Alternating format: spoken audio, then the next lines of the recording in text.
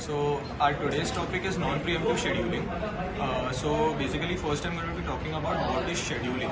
So scheduling is basically assigning tasks to the CPU and making sure that all the processes have been executed successfully.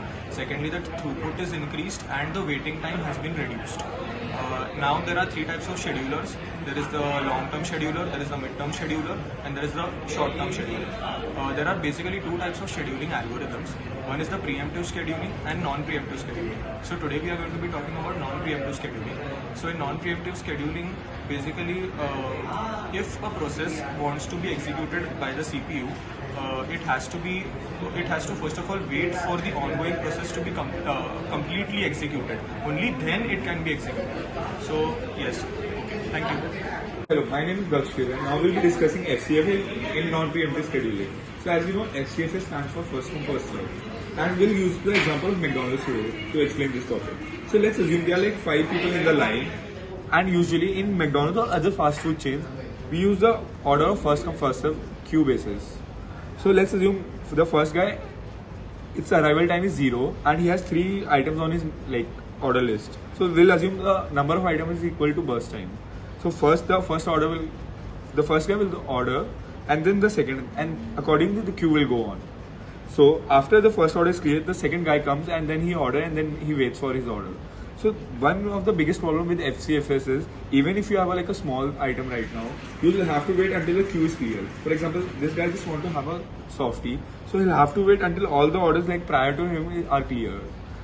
And the process goes on. First, if the arrival time of these 3 people are 0 and one goes, then another will come in the line. And his arrival time, let's assume it will be 1 second. The queue will go on. FCFS is very easy to implement, but the bigger problem with FCFS is we can't make any changes. But it's very easy to implement and it's used in real life examples in almost all the food chains. Now I'll have my partners to come and explain further. I'm Ashish and I'll be explaining shortage of first. In shortage of first, the process with the shortage burst time is executed first in the processor.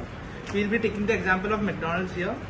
In McDonald's, as Daksh has explained, by first come first services, people have given their respective orders to the McDonald's chefs.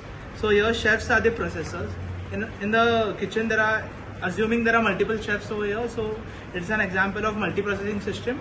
So each process will get executed simultaneously and each order will contain multiple threads that will get executed simultaneously. So looking at this chart, every order has its specific burst time, and every burst time is mentioned for the order. So each order, since it is a multi-processing system, the burst time of each process would be the maximum time of each order.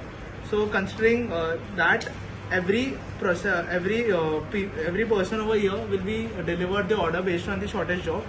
So respectively, the first shortage job would be of 2 ice creams, and the person with an order of 2 ice creams will be delivered first. Respectively, 2 French fries would be delivered the next.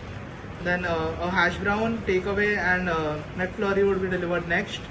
Then 2 coffees, hash browns, and 1 meal would be delivered next. Then 1 whole meal will be delivered next. Then a person with 1 burger, coke, fries, and a meal will be delivered next. And then a person at the last with 2 burgers, fries, cokes, coffees, and 2 hash browns will be delivered at the last. So looking at this, the burst time for the last order is the maximum and he's got delivered last. This is an example of shortage of first. Now moving on, we'll be explaining priority algorithm in McDonald's. So I will be talking about the priority algorithm. What do you mean by priority? It's like a factor which decides the order. So here we'll consider this example where we'll consider an emergency case. So considering this person who owns this green car has an emergency, so the green car will arrive and this person will get the first priority and then he will exit from here. Considering all the other cases where the emergency has to be taken, the green car will come and then the person having the second most important emergency will be entertained and he will exit with his car. Cool.